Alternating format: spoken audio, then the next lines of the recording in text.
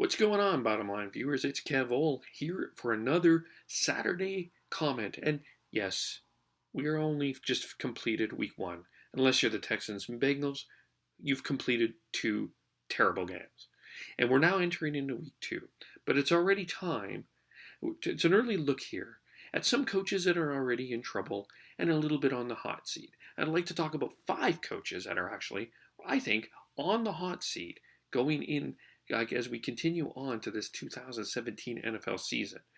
And the first thing I want to say is I've spoken to my friend, the priest, the spiritual advisor of the Bottom Line View. Even he advises me myself as well.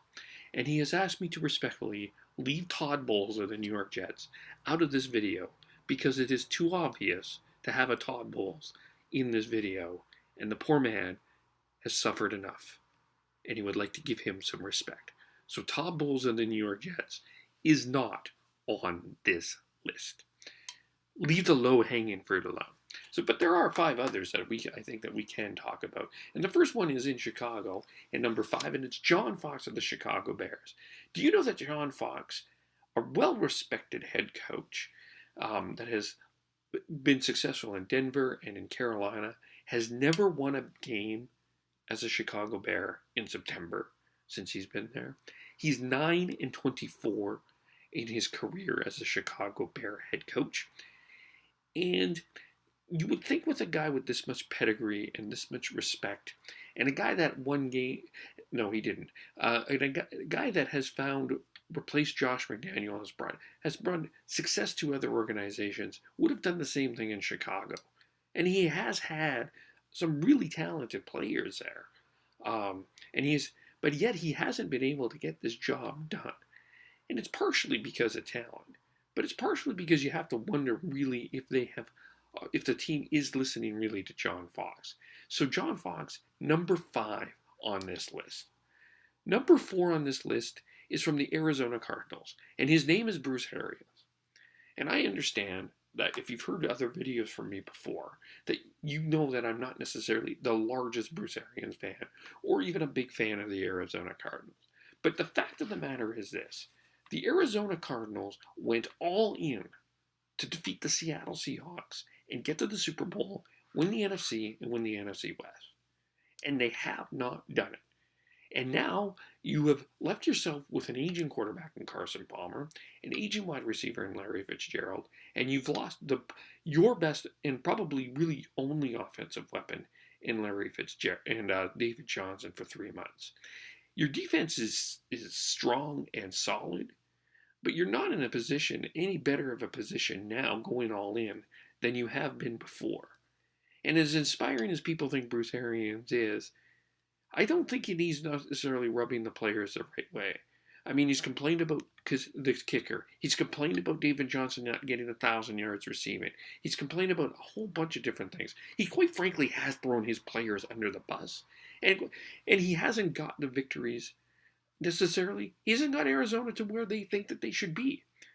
And they're not better than the Seahawks in any way, shape, or form. And they may not be better than the Rams, quite frankly. Who knows? So Bruce Arians is on the hot seat. Number 3 is from the Indianapolis Colts, Chuck Pagano.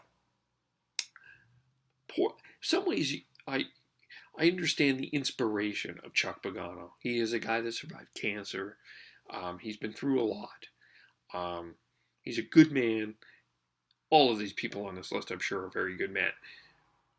But this team in front of him is just simply not a talented team. And in part because of Ryan Grigson and the poor drafting. But this team isn't, there's nothing, this team is actually worse than the poor New York Jets. First of all, Chuck Pagano doesn't even know who he's playing last week. He said that he congratulated the 49ers on a tremendous performance. They scored 0 points against Carolina. And they lost to a not high-quality LA Rams team. This team is actually now behind Houston, Texas, if you can believe it. And even the Tennessee Titans have passed them. And you might even make the argument that the Jacksonville Jaguars have already passed them as well. Without Andrew Luck, this team is lost. They don't have a quarterback. They're going to go in with Jacoby Brissett on 2 weeks of understanding that offense. they're in a really tough situation, and Pagano hasn't been the answer. So Chuck Pagano is number 3 on the hot seat. Number 2 on this hot seat, Marvin Lewis of the Cincinnati Bengals. The Cincinnati Bengals, in 2 games, have yet to score a single touchdown. The first team to do this since the 1939 Philadelphia Eagles. And they've had 2 home games against two strong defenses. But the Baltimore Ravens weren't necessarily the most exciting team. I didn't have high expectations of this Ravens team. They've got a middle-of-the-road quarterback. They have a middle-of-the-road running back by committee. They may have a top-flight receiver in A.J. Green. Mitch Melania thinks so. I'm not so sure about that. They're a middle-of-the-road team. They've had the opportunity to beat the Pittsburgh Steelers. They've had the talent to defeat the Pittsburgh Steelers. And they have still sit in this middle of the road.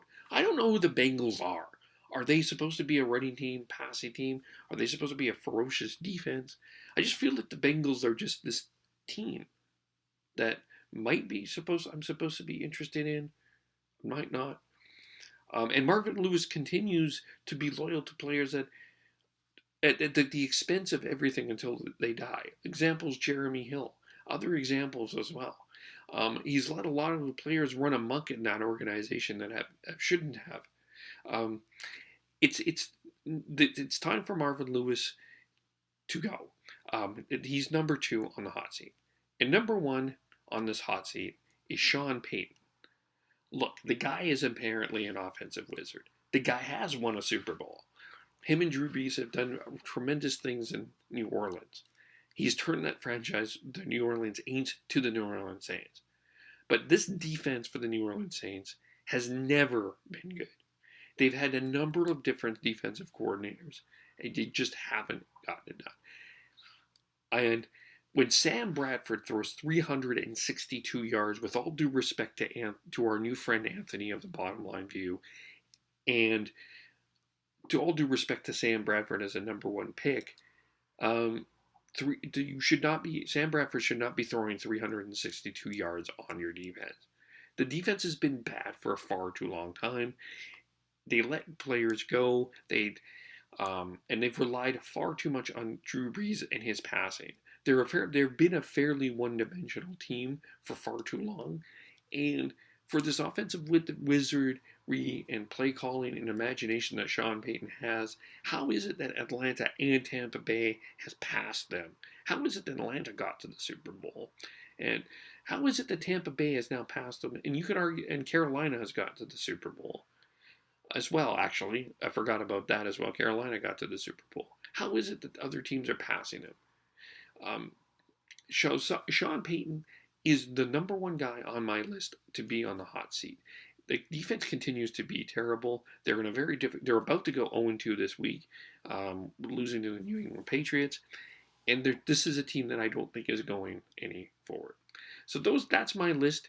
5 coaches that I think are on the hot seat for the as we go through the 2017 season. Let me know if I missed anyone. That is not included the name of Todd Bowles, by the way. That's just simply not fair to that man, as the priestess reminded me again. Like this video and subscribe to this video. Follow the Bottom Line View on Twitter. For Kevole, you can follow me at KVOLE on Twitter as well. For Kevole, thanks for watching. We will talk to you all really soon.